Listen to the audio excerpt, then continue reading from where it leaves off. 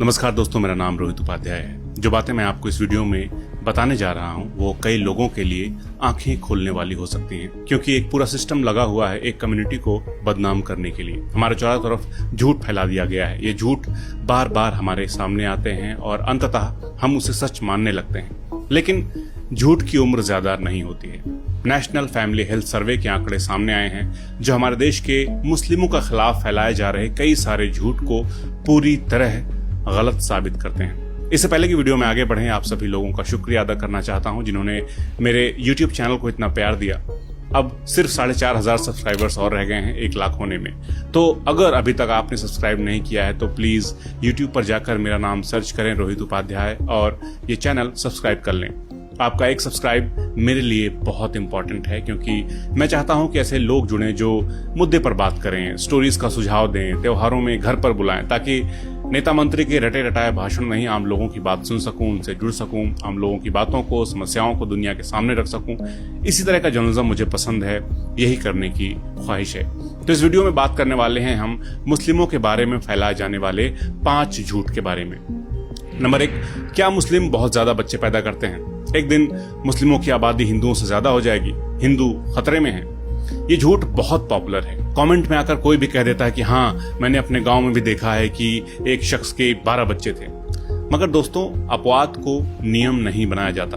आपने अगर किसी मुस्लिम परिवार में 12 बच्चे देखे हैं तो इसका मतलब ये नहीं होता कि सभी मुस्लिम्स 12 बच्चे पैदा करते हैं, क्योंकि कई मुस्लिम दोस्तों को मैं भी जानता हूं जिन्होंने सिर्फ एक ही बच्चा पैदा करना ठीक समझा ताकि उसकी परवरिश सही से कर सकें। लेकिन मैं ये भी नहीं कह सकता कि सभी मुस्लिम एक ही बच्चे पैदा करते हैं, इसलिए अपने अनुभवों से हमें अनुमान नहीं लगाना चाहिए। कई लोग घर घर जाकर सर्वे करते हैं, डेटा इकट्ठा करते हैं, उसे पढ़ना चाहिए ताकि सही डेटा पता चल सके।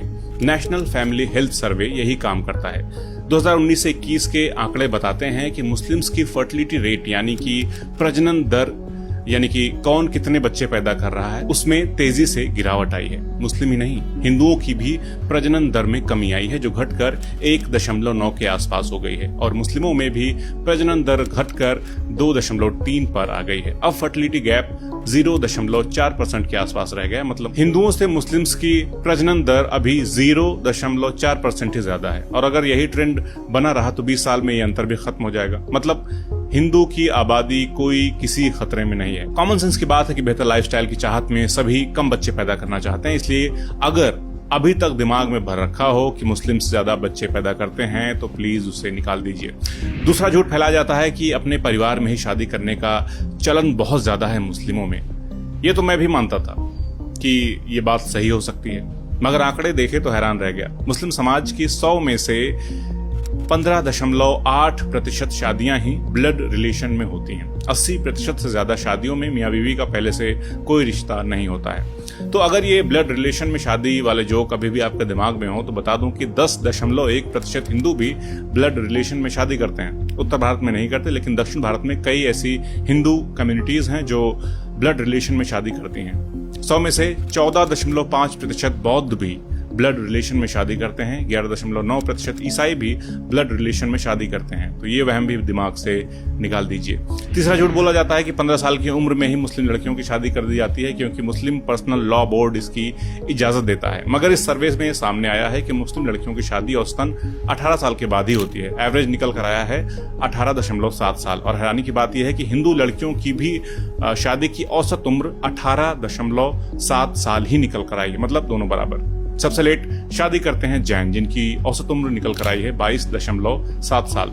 तो नहीं, सभी मुस्लिम लड़कियों की शादी 15 साल में नहीं कर दी जाती है। चौथा झूठ निकल कर आया है महिलाओं की शिक्षा को लेकर। कहा जाता है कि मुस्लिम महिलाओं को पढ़ने से रोका जाता है, लेकिन नेशनल फैमिली हेल्थ सर्वे का डेटा कहता है कि मुस्लिम समाज से आने वाली लड़कियां औसतन 4.3 साल बिताती हैं स्कूल में, और मुस्लिम लड़के 5.4 साल स्कूल में बिताते हैं। हिंदू समाज से आने वाली लड़कियां औसतन 4.9 साल बिताती हैं स्कूल में, और लड़के 7.5 साल। इस मामले में दोनों धर्मों के लोगों का रिकॉर्ड निहायत ही घटिया है। दोनों को बड़े पैमाने पर सुधार करने की जरूरत है। अपने बच्चों को अच्छे से शिक्षित कीजिए, उनको शिक्षा की जरूरत है।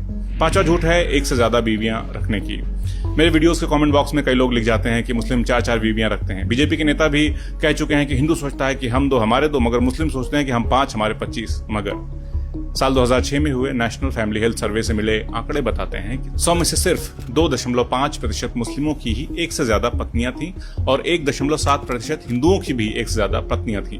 2.1% क्रिश्चियंस की भी एक से ज्यादा पत्नियां थीं। तो इस वीडियो के अंत में झूठ फैलाने वाले बंधुओं के लिए एक टास्क दे रहा हूं। अपने आसपास के 2 मुस्लिम्स ऐसे खोजें जिनकी 4 बीवियां हों। ना खोज पाएं तो ऐसे झूठ फैलाने से तौबा कर लें।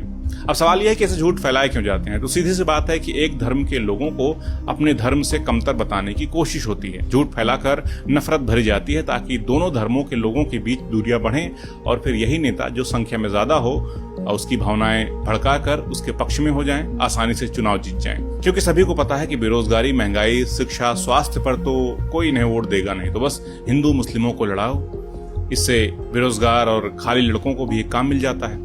वो नौकरी के बजाय शिवलिंग खोजने में लग जाते हैं, खुश रहते हैं। तो इस नफरत की राजनीति को समझिए दोस्तों और मुद्दे पर आइए। गरीबी से लड़िए, अशिक्षा से लड़िए। देश तभी तरक्की करेगा, हम आप तभी आगे बढ़ पाएंगे। नमस्कार।